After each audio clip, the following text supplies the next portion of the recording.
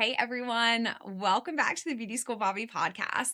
This is the official first episode of 2026, and I could not have picked a better guest to start the year off. I know that we're all setting goals. We need that extra little push. We need some motivation. We need to hear from people that are inspiring us. And Jalia is that person. I feel like I just ended the interview with her, and I feel like I could go run 2 miles. She is seriously so incredible. Her energy is so great. What I loved most about our conversation was hearing her story of how she started in corporate America, came into the beauty industry, trusted her gut, followed her passion, and has built such an incredible career. She's teased some things that I know she's going to be announcing soon. And I just know that Jalia is somebody that we need to watch. She's already accomplished so much, but I really think that this is going to be the year that we hear a lot more about her. When I think about role models in the beauty industry because of my relationships with the students at the school and my role at the school, I am always looking for people that I can say, follow her, she's good, or follow this person because they are good, they're professional, they check all of these boxes. And Jalia just goes so above and beyond in so many ways. And I just think that whether you are somebody that's new in the industry, whether you're listening and you're like, I actually think I might want to come into the beauty industry. I know that this episode is for you. She is so genuine. Her conversation with me was so honest and open about what she's accomplished and what she wants to do next and what she wants to share. And so I think that, again, I just could not have picked a better person to start our year off with. And I'm so excited that I had the opportunity to talk with her today. And I'm feeling so inspired from what we talked about and what she shared with me today. So I think that you're going to love this episode. I hope that you do. Make sure that you are following along with us. So at the end of this episode, make sure that you subscribe, you comment, you rate, review, do all the things. Just make sure that you are following Julia also, because again, I think she's going to be somebody to watch this year. And again, somebody that's just inspirational. So I hope you love this episode as much as I did.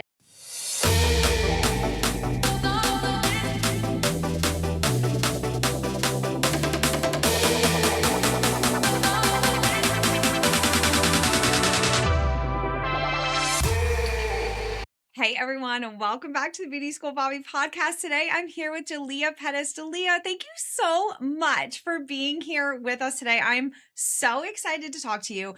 I want to tell you that you are somebody that I don't even want to say like on the rise. I don't know what the word is for like just really being noticed.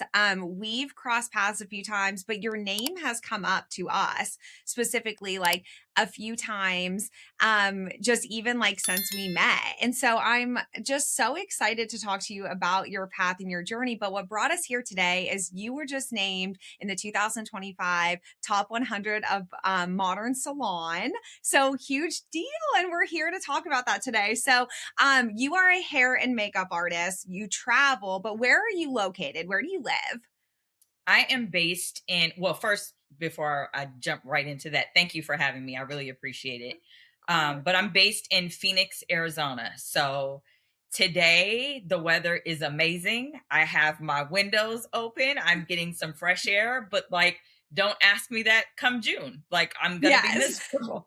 So, yes, So you're Phoenix, like Arizona. happy to travel during those months. You're like, I'm ready to get out.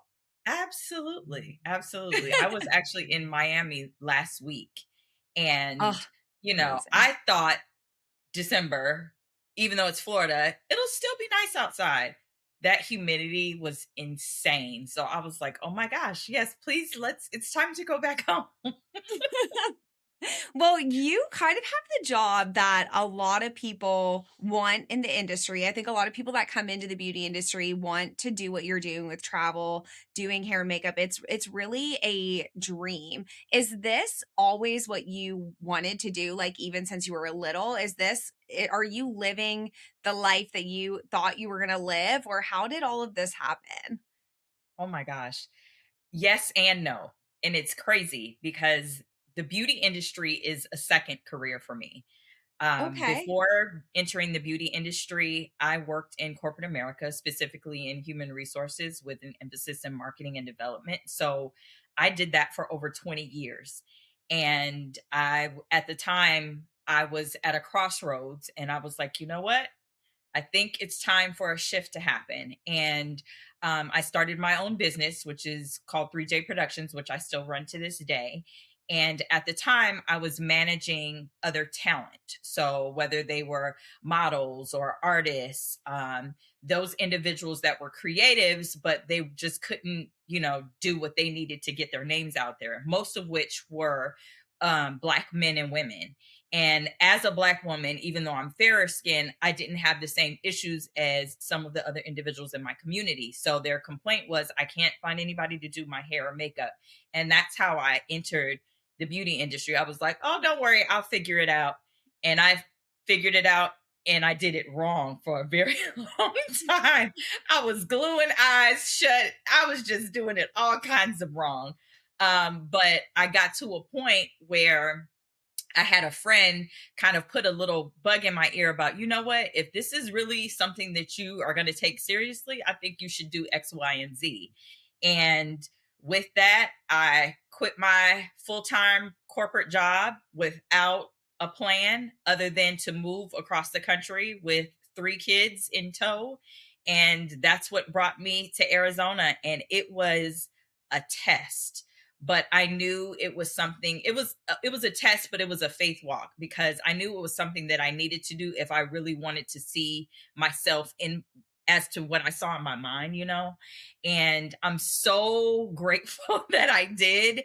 I'm thankful that, having that corporate background gave me the business acumen that I needed. But now I've been in the beauty industry 18 years and it's crazy to say that out loud. And saying it out loud, What's it's like, crazy about that is I thought you were like 12 years old. What's insane about that, like, that's the great when you said you worked in human resource for 20, I'm like, "What? Like, what in the world?" Like, you yeah, look 12, and it must be the thank facial. Like, you. you have the secrets. Well, I wanna talk to you because this is actually something it's funny that I don't know, this always happens on this show where something will come up in my life, and then for some reason, the guest that I've already had scheduled is like, "Oh, this is someone that is great to talk to about this," because one of the things that I think is really interesting is you having that professional background. You were, like you said, in corporate America and human resources. So you're dealing with people, you're dealing with rules and all of like you're kind of making sure people are following the rules and everyone's staying good and all of those things. You have that background. But I was just having a conversation with somebody about how with certain people, like there is a different and I think that you're one of these people for sure, but there's a different idea that the beauty industry can be elevated, can be more professional. Things that happen in other industries that don't happen normally in the beauty industry, like Yeah, we are like, wait, why? Retirement, 401k, like all of right. those things, right? Like it should exist here for us. It's weird that it doesn't. So talk to me about what that was for you. How did you end up in human resources? What was it about you that you were like, okay, this is the path that I'm going to go. That's a hard role to Yeah, have. yeah. But I want to talk to you about kind of how that happened and then what that has done for you and what you think you can kind of give credit to in your career now of success in the beauty industry based on what you learned in that industry. Yeah. I feel like I've always had the entrepreneurial nudge. Like I Mhm. got that from my mother, and seeing the things that she did, and I remember when I was younger, me and my sister used to work for her. Like she had a cleaning business and that was like how we made our money. So like there's certain things that were just innately a part of me. And I feel like when I entered human resources, excuse me, my goal was to, oh, I want to be the VP of a company. Like that's what I was telling myself. Oh, if I can be a Okay. VP of a company, that would be like super dope. And as I was doing that, I started running into so many stumbling blocks. One, as somebody at the time who was really young, and then two, as a woman, and then three, as a Black woman. It was like, dude, you know what? Forget all of y'all.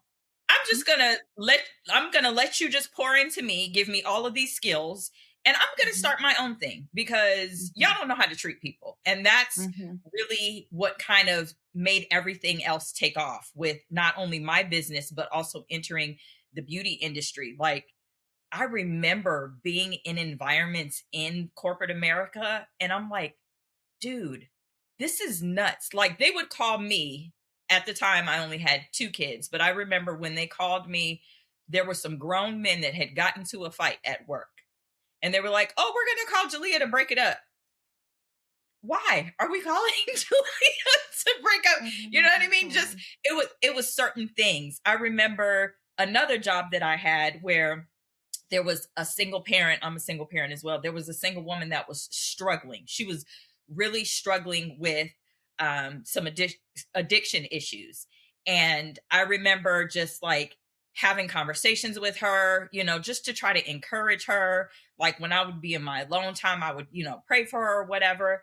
And I'll never forget when the CEO of the company came into my office and told me, like I might have been a kid, you're going to fire her. And I'll never forget what that felt like. And Mhm. shortly after, I found out she had committed suicide. So it's like, I can't be in these types of spaces where people just don't have any care for anybody. So if I become an entrepreneur, this is what I'm going to do for the people that work for me. This is how I'm going to treat people. This is how I'm going to talk to people.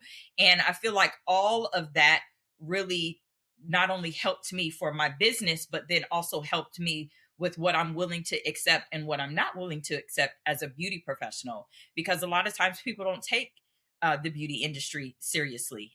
Mhm. Not until they started seeing influencers did they think, oh, that's fun. I can do that. So I feel like all of that really poured into who I am and how I move present day. Now, where did you grow up? Where are you from? So I was a military brat. So I Okay. traveled all over, which is why I love getting on a plane. But I'm originally from Michigan.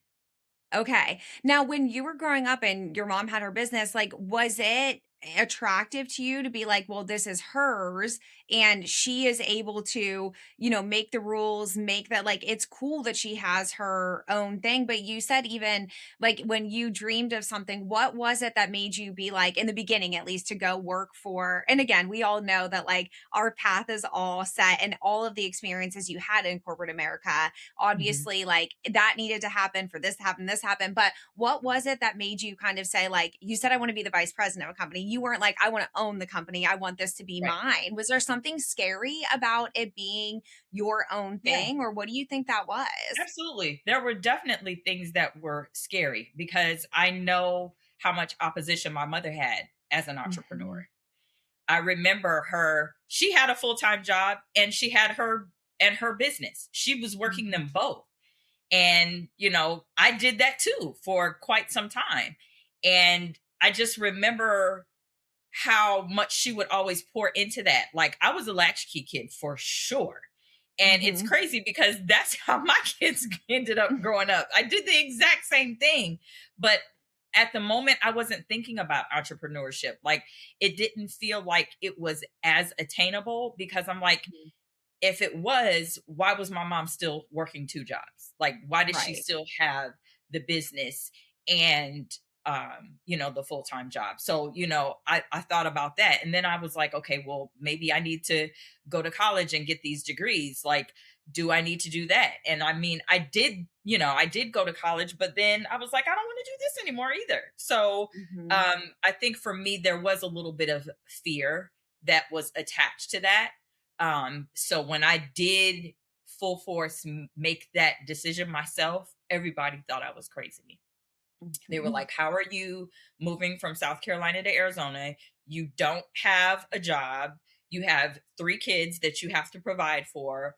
Like, and thankfully, I moved to an area where my mother was. So I knew I had some support there. Like, I stayed with her Mhm. for a couple of months until I was able to kind of, get on my feet. But before I moved out here, I was already reaching out to people. I was already introducing myself. I was already kind of letting them know who I am.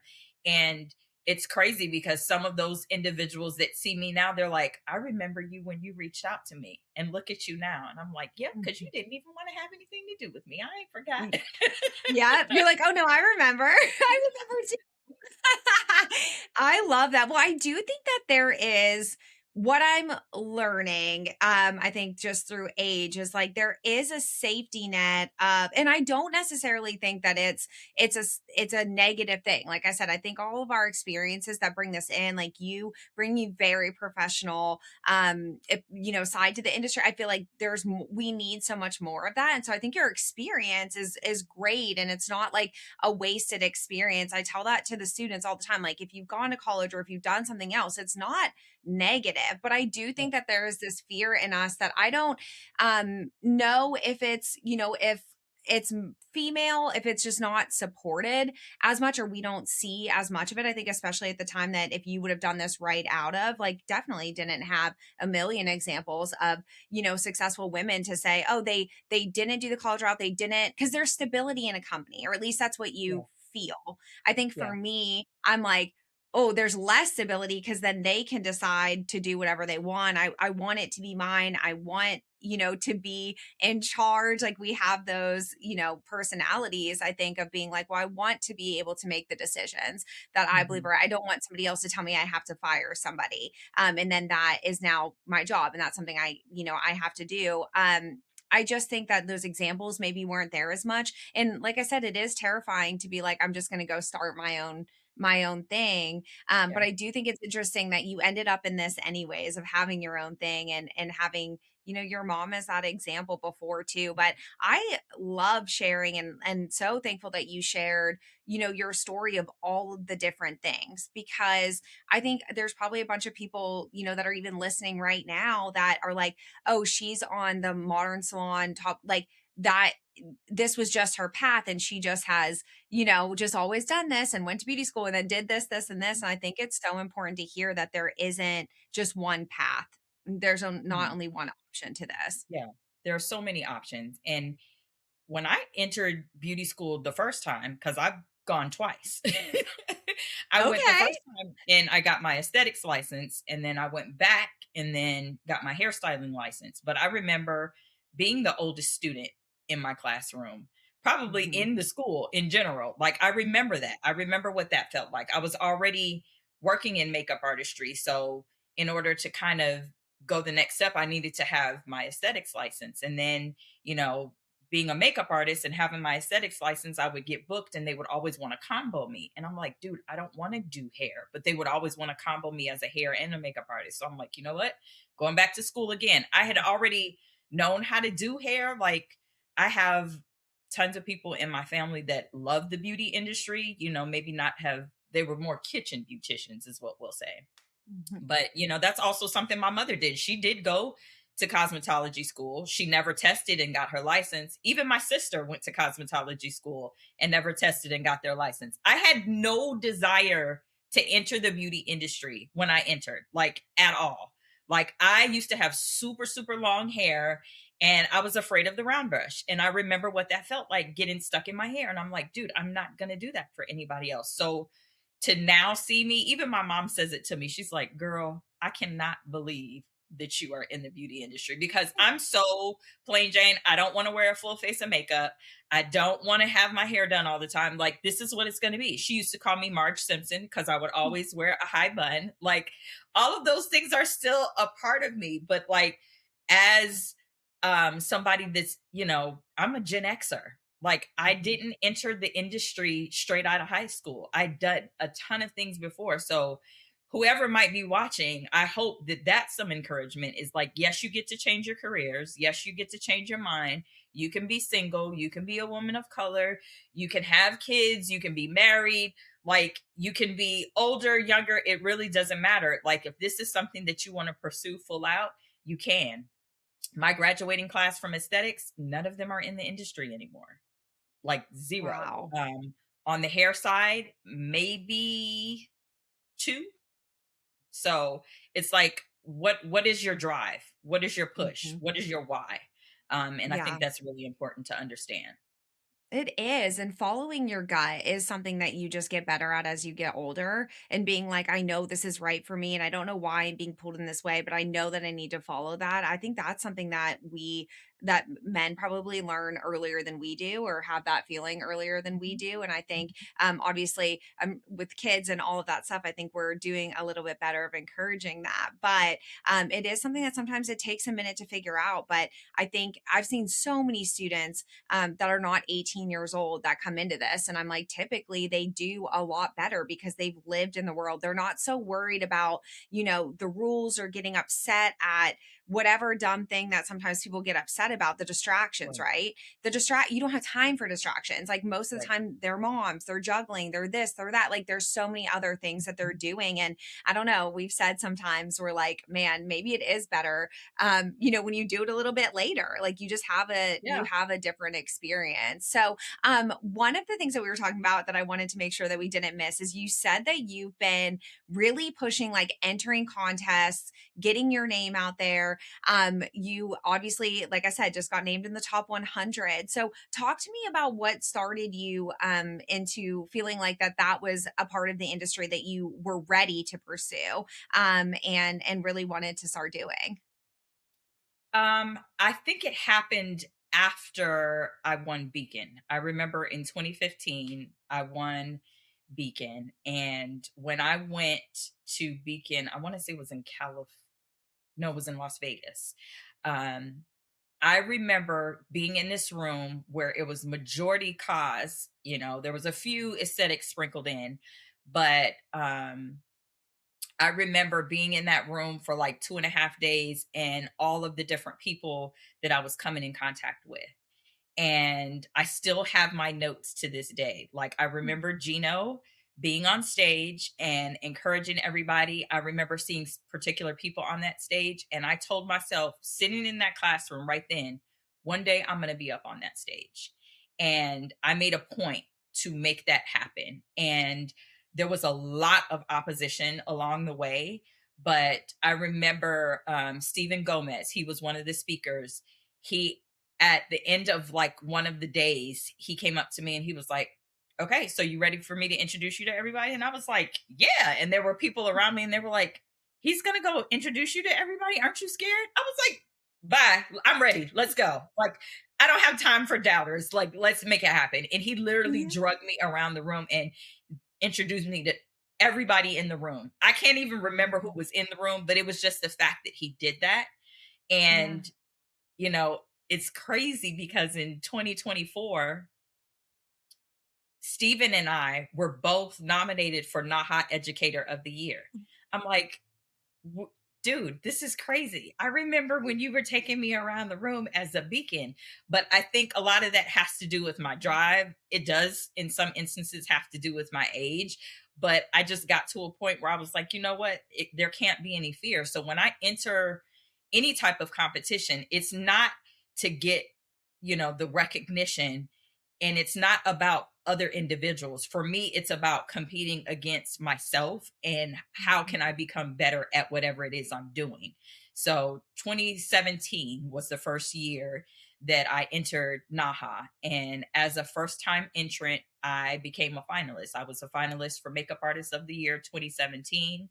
And, although every year I entered after that, nobody knew that I entered because what I was doing with that work was making sure that I was sending it to publications and I would still get the work recognized.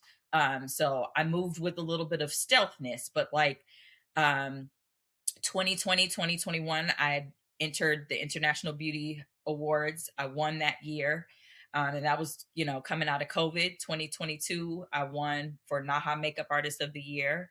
Um, and then, it's just been something else since then. 2023, I won Denman Stage Star and represented the United States in London and got to compete on a global stage. And I should have won the global. I really should have because my work was super dope, but that's okay. I was like, I'm in my 40s and I just won a competition and I'm representing the US. I felt like I was going to the Olympics of hair. That was amazing. Yeah. 2024, for NAHA Educator of the Year. And then 2025, NAHA, again, I had another finalist nomination again for NAHA, and then Live Fashion Hair Awards Educator of the Year. And then this is the newest bunch right back here. I don't know if you can see it, but I won the Snap Awards in the UK for texture category. So it's not just hair, it's not just makeup, it's me being an educator, it's me showing up, it's me pushing myself to be better every single time I do something. And yes, I am going to take a break next year and not enter anything. When I get really excited, I like physically want to jump around and I want to be like holding your hand and just spin you around a room right now. That is incredible. Like, what in the world? Like, that Yeah, is it's just to crazy. have what some people would consider like, or somebody listening that's like, I can't go back to beauty school. I've been in this industry. I can't switch, can't move. To be like you can, and not only can you, but you can come in and you can be at the top. Like if you work hard, like you can do this. There time isn't running out. Like you have time to do this. Like I just love this idea that it again isn't somebody that had a 20 because sometimes what you hear is like, oh, you go to beauty school young, you work in a salon, and then they're like, my body's tired. I got to get out from it. And then that's when they start. No, like start now. And I Yeah, love your examples of how quickly again, you have talent and you're amazing and all that. There are other things that go into this. So it is definitely not right, like right. just for anybody. But I think it's so amazing that you can share, like, look, I did it. Like, look at my path and it just doesn't look like everyone else's path. And I'm so thankful to share that and just so excited for you. Yeah, Like, thank you. incredible. And it doesn't look like everybody else's, and it shouldn't. Like Hmm. when we start comparing ourselves, that's when we get into that pit. You know what I mean? Yes. If I'm constantly comparing myself, then how am I figuring out who I'm really supposed to be? Yes. And I'm too old for that, one. But like I have kids that are watching me. Like I have, two boys that are in their 20s. I have a daughter that is graduating from high school in May. So, like they're watching me. They're watching Mhm. what I do. They're watching how I respond. And thankfully, they're also intertwined with a lot of the things that I do. So I'm putting things in them. I'm hoping anyway that I'm dropping seeds in them that they'll be able to be like, okay, well, if mom was able to do this, then I should be able to do this times three. Like, Yeah. please exceed what I'm doing. That's the goal for them. So, that's my drive, that's my motivation, but it's not, for people. And Mhm. it's crazy because, like, if I really was caught up in people, I would have stopped a long time ago because I don't have a huge social media following. I've been stuck at the same numbers probably for a good 5 years, Mhm. but, and that's okay because I'm not everybody's cup of tea. When you come on my social media, sometimes you might get, a behind the scenes view. Sometimes you might get me being my goofy self. Sometimes you might get me saying a prayer, and that's not everybody's thing, and that's okay.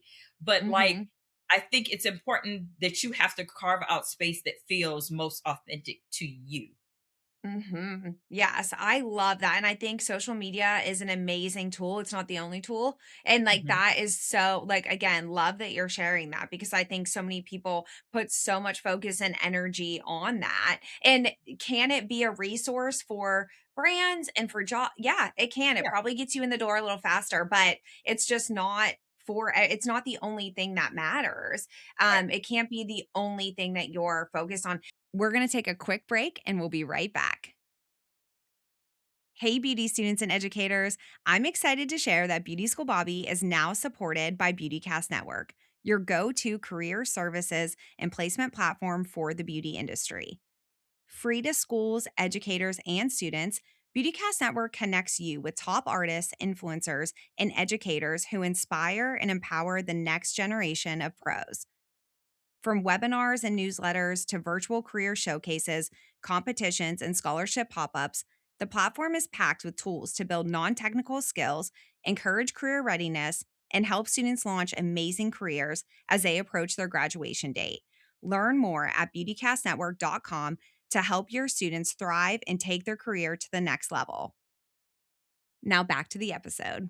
I love that you were at Beacon. I love that you won that. I'm encouraging our students so much. And I feel like in beauty school, I think I would have applied for every opportunity. I mean, that's what I'm doing. Like, I'm literally like trying to get as many opportunities for them. We have an instructor at the school who one of her roles is that she is over competitions. Like, that's how much we feel like it's important to show them.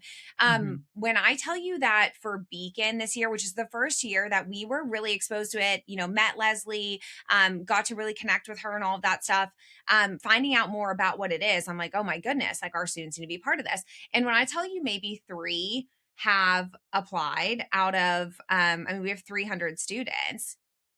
I think 3 have officially submitted, but I think if I were one of those 3, I would be excited. Like, I just think they're so scared to put themselves out there, and like you said, like, people telling you, like, "You're gonna get up on that stage, you're gonna" like, we have to quiet this noise somehow, and we have to, but again, they grew up in a time where we did not, with social media and with so much noise. I feel Mhm. like that's part of it. And not that when you are applying or when you're submitting your work, you're not nervous, but at least like you're going to do it anyways. Nervous or not, you're going to do it. And I think that's what I want to encourage more students to do is like if you lose, you don't get picked. You don't That's not a failure. That's Yeah. not a like now I'm going to have to tell people that I didn't get it. Do it quietly. Submit your stuff quietly. You don't have to tell everybody every single thing you're doing. And Yeah. I feel like they're really missing that right now. Yeah, they are. Everything is announcement. Everything is an Mhm. announcement because of social media. Like you said, it's a different generation. I know I believe in moving in silence. Like I'll announce when I feel comfortable, when I feel ready, but like everything doesn't have to be an announcement. And there is a little bit of a stigma attached. I remember the first time I started speaking at Beacon was in 2018, and I faced some opposition then. I remember being told that I wouldn't be received well. And I was like, oh my gosh, you have no idea how much you have just lighted a fire under me. Yeah. And it's crazy because I've been speaking at Beacon now every year since 2018. So much for not being received well. You know what I mean? So Yeah. it's you have to quiet that noise. Like we should be detoxing from social media. We should be Mhm. detoxing from people sometimes, not like actual in person as well. Yeah. It's important to not feel like you have to announce everything. I know for me, I love to journal. You can see some of my journals behind me. I write a lot of things down, almost everything, and everything has a purpose. Like you have to find another outlet versus feeling like you have to share or overshare. Um, because some of the closest people to you sometimes will minimize what it is that you're doing. I remember that vividly. It's like, how's that little job going? How's that Mhm. little business? Like, why does it have to have little in front of it? Nothing that I do is little. Mhm. Everything that I do is big. Everything that I do is major because I serve a big God. So what we're not Mhm. going to do is put little in front of it and minimize anything that I'm doing.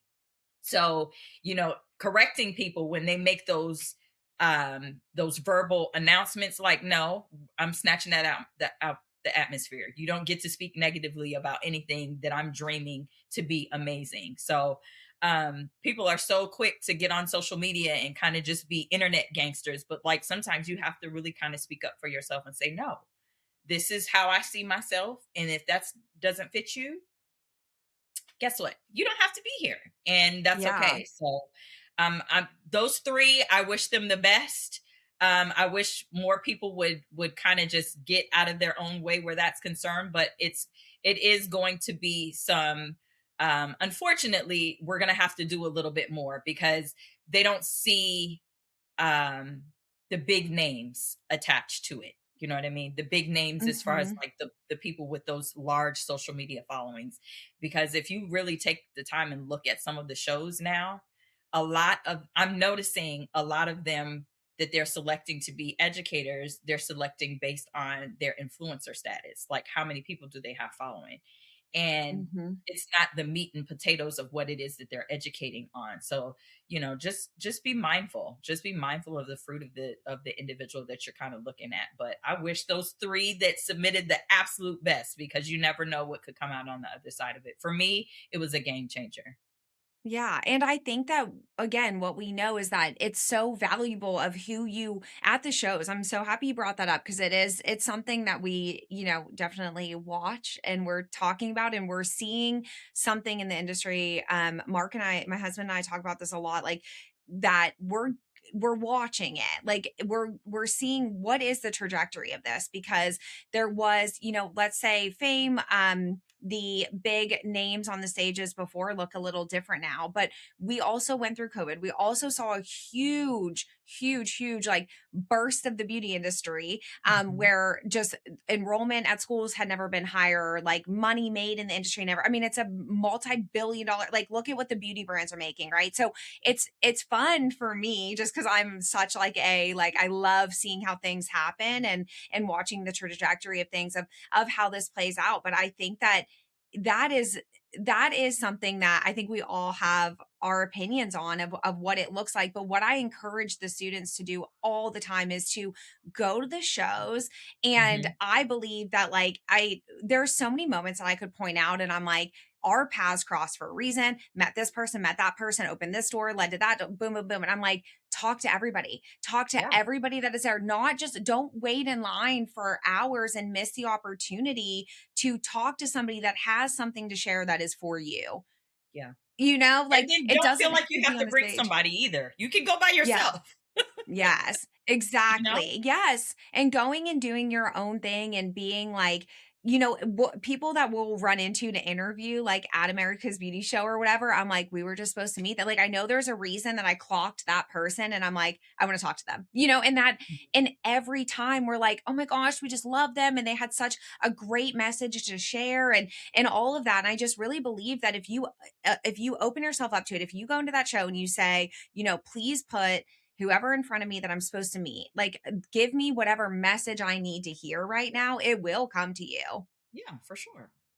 For sure. So I think that just helping to encourage that confidence is something that we need to really work on. And I think Mhm. at schools definitely, have a responsibility to help encourage that more. But I think we're also as schools navigating a new student and new issues and different things. As you know, Yeah. your kids are that age. And so I know you've dealt with all of these things too. But I think just trying to figure it out and trying to encourage those good things, which again, highlighting people like you that can really share an honest story, to help just help one person. If one person hears this and is like, I'm going to apply for Beacon now, like that's amazing. And Yeah. that's the light that we want to, keep shining and kind of keep showing. I want to talk about your kind of your career as it looks as an everyday right now. I know that you've done a lot of different things, but when you tell people, hey, this is what if you're introducing yourself or talk, if somebody says, what do you do? What do Mhm. you tell them like in this moment?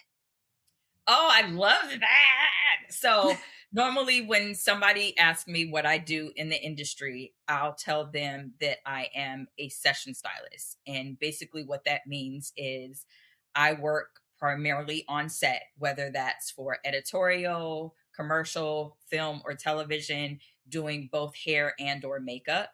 And that has opened the door for me to be a multidisciplinary creative. So I get to also wear the hat of creative director and producer and bring other people in on projects. So for me, no one day is the same, but that's how I crafted my career to be.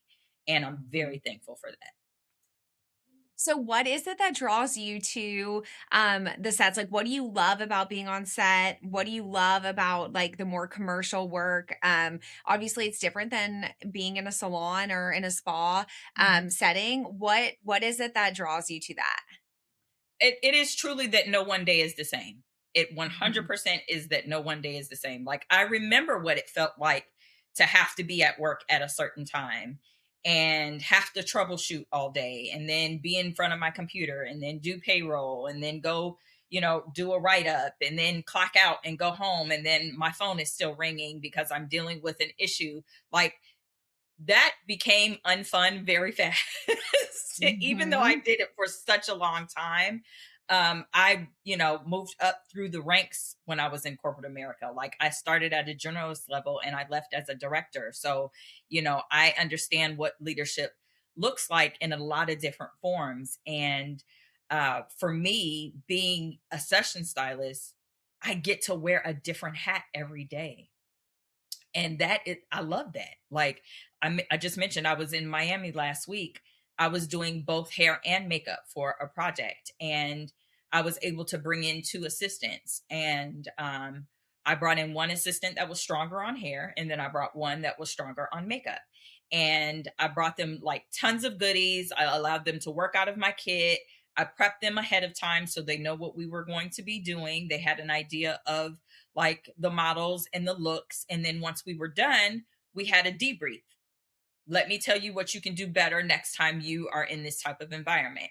And I think that's important, is just don't let somebody leave and don't give them any nuggets. Like, it's great in the moment to tell people that they're doing amazing, but like you also have to pick the time and a place to tell them here's some things that you could be working on. And I feel like I didn't get that. You know what I mean? I definitely didn't get that. So again, having that business acumen, and, also being somebody that was very strong in training and development, gone through the train the trainer program on both the business side as well as the salon side, like I know how I want to be talked to. I know how I want people to communicate with me. So just kind of taking that into that type of role. And I mentioned my kids, so my oldest son is a wardrobe stylist. My daughter is an agency represented model, getting ready to move to New York and become the next Naomi. So just be looking out for her. But like I'll bring them in on projects when I can, or I'll refer them in different instances. So I'm very thankful for that. And when I took that leap to leave corporate America, I knew that I wanted to do something that was different than what most people would assume a beauty professional would look like. So I was very clear that I want to be the individual that when I open up a magazine, who worked on this to make this happen? Like, what did they do? And I'm able to do that. And I'm super thankful for that. What tips can you share on how to show up for a shoot like this? What are like 3 things that you would give advice to somebody that wants to show up, that's doing this and is maybe new in it? What are the most important things of how to show up as a beauty professional? First and foremost, make sure that you have the things that you need to do the job. But don't bring the kitchen sink. I did that very early on. I'm like, dude, why is my back hurting? Because I literally brought everything. So just showing up to do the job, bring the things that you feel like you're going to need to do the job. If you are assisting someone else, really finding out what that lead or that key is doing is super important. Um, and two, kind of, for one, definitely have to stay on top of your sanitation. Like some of the jobs that I've been booked because people heard about my sanitary practices. Not that I was Wow. the best hair or makeup artist, but they were like, we heard that she does not play. Like she keeps everything very clean. And I'm thankful to have that kind of reputation, like Best because thing there's you could a lot of ever things. say about me. Yeah, I'm like, dude, yes, I love that. So, just making sure that you're doing those types of things, because people do notice, like, are you double dipping? Are you using disposables? Are you cleaning your brushes with barbicide? Like, people are paying attention to that, just like they're paying attention to your conversation. Like, who are you communicating with when you're on set? Mhm. Don't be all up in everybody's face trying to have a conversation, trying to give them your business card, telling them you want to get booked for the next gig, because like that is very off-putting. But also being on your phone is very off-putting. In a lot of instances, they don't even allow us to be on our phones or have our phones out, because it's considered what a closed set. So you can't take photos and post it online and that kind of stuff. So a lot of times I will hold on to something for like months and months and months, and then I'll post it and it's like, dude, yeah, this was almost a year ago, but you're just Yeah. now seeing it. So I think all of those things will help you in kind of figuring out, okay, is this something that I really want to do? But first and foremost, if it's not an environment that you've ever worked in before, be open to assisting. Um, Mhm. because when I first entered the beauty industry, the first thing that I did was work in runway. And that is a very fast paced environment.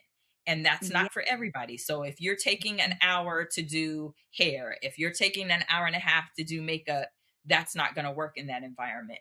But do all of the different things so that you can see what you like and what you don't like. I feel like that's important. Know what you don't like. That way you can kind of focus on what you actually really do love. That's where that mentorship comes in so much. And I love that you mentioned the communication because I was going to ask you, who is it that, you talk to on set? Who's your contact? Who, all of those things, and how do you show up for them? And in what way is an appropriate way to communicate and all of that. So I'm so thankful that you hit that part because I think that's an easy piece. But yeah, that's why mentorship matters because anybody going into a situation for the first time should be a little bit like, I don't know what to do. It's like when you're new at a school, like someone needs to show you around. Somebody needs to show you how to communicate and where you're going to overstep or under. I get really uncomfortable with people that are too comfortable. Like in Mhm. situations where it's like, wait, you'll see somebody kind of like overstep or over and you want to like, oh wait, don't do that. I know that you don't mean it. It might not even be bad intention. You just Yeah. don't know the how everything operates yet. So I think that advice of going in and being associate, like go in not at the top right away. And that's not like a don't shoot for the stars kind of message, Right. but it's just so you can learn under somebody else and make sure that you're operating in the best way so you can move forward faster. Mhm. Um, I want to talk about future with you. So when Okay. think about, the next chapter of your career, what's the dream for you now that you've had so many different opportunities, you've achieved so much, you're working with you've got an amazing network of people. So what's your goal? I know working with your kids, like that's going to be so exciting and so fun. I think that that's great, but where do you see yourself as like a role in the beauty industry? Honestly, I feel like I'm shifting into that right now. Okay. Um, and I say it somberly because it's something that I feel like the nudge has been kind of happening for a few months now. So there are some changes that I am making within my business that I have not decided to announce publicly until January, which is only 2 weeks away. But so yeah, there are some things that I am kind of shifting focus on. I'm still going to do all of the things that I'm doing, but I Mhm. am creating space for other individuals to do that with me, is probably the Awesome. best way to say Okay, it. cool. Well, I'm so excited and I cannot wait to hear, but I kind of feel that, like I don't know why, but I felt that with you that like there's just something I don't want to say bigger because that's not the right word. It's just something different. It's a different Mhm. role because I'm just even in my time of, in Chicago getting here, I wanted to talk to you more. Now I want, I still am like I just feel like you are a person that the beauty industry can really benefit from. And I'm excited to see there's a lot of roles, a lot of places that need somebody like you in them. And so I hope that I am so excited to hear, what that is for you. And I think that it's just, like you said, it's so exciting that you can do and accomplish so many different things with your license, with what you're doing, with all of the things that you've already achieved. It's really, really amazing and so encouraging. Yeah, thank you. I appreciate that. I'm very excited. I feel like, I'm getting to a place in my life in general where um why not is kind of my thought process. Like, why not? Yeah. Like I Mhm. watch all of these different documentaries sometimes and I'm like, dude, I'm not doing enough. What is happening? So, I am still going to be doing everything that I'm doing, and it is going to be bigger and it is going to be better, but it's going to be on a broader scale.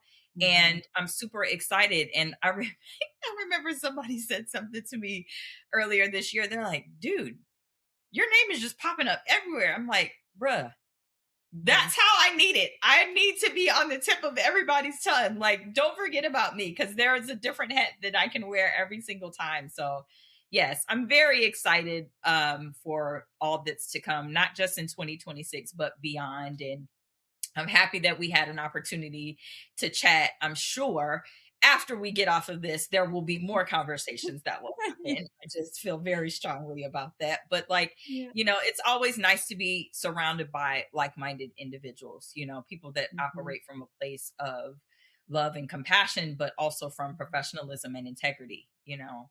Say Mhm. what you mean what you say. And I love that. Yeah, and just selfishly, I just want more, yeah, you getting in front of more people is absolutely what needs to happen. Because again, I think that you can make a really big impact. And when I think of, again, I just because I'm in just different worlds a lot, just like you, it's just at the end of the day, I'm always going back to the students. I'm always thinking about what I can give to them. And through what we do with this, it's a broader scale of can we do for all beauty school students and we do there. But I'm like, I want you in front of them. Like, I want you to be a role model for them, and I want them to know you, and like you're exactly who I would pick to say follow her, like listen to her. And and that's just, you don't like always, like there's just something when you meet somebody like that, I Mhm, think, that you're mhm. like, oh yeah, they would be great. Or you meet sometimes people sometimes and you're just like, oh okay, like you Right. all right, like it's like different, like, oh okay, cool, like you think all right. But and that's okay. Like that's Yeah, their path. yeah, But when you see right. somebody that, really, really could make a difference and really help impact the industry in a positive way, like that really is who you are. And I'm just so excited and so thankful. So thank you so much for being here today with us. I'm so thankful that you shared your story in such an open and honest way. Where can we follow you? Let's get those numbers up. Where can we follow you? So you can find me on socials at Jalia DP. It's spelled JALIADP. Or you can go to my website, jaliapettis.com. Or you can go to my business website, which is the number three, JAYproductions.com. So yeah, just Google me, boo. Something will come up. Something will come up. Thankfully, nothing crazy though. Okay. Just I was literally like, that's the bravest thing anyone has ever said on this show. Like, she actually must be really good. Because who else is like, no, I Google found me? one thing the other day, like no lie, I found one thing the other day and I was like, oh my gosh, this is saying that I haven't paid one of my bills. What do you mean? So if That's that's how we got out there, awesome. that's fine. I took care of it. I They just, whatever. It's I love that. Well, thank you so much. And definitely follow Jalea for everything that's going on. I can't wait to see what you're doing. And thank you for being here with us today. thank you. I appreciate it.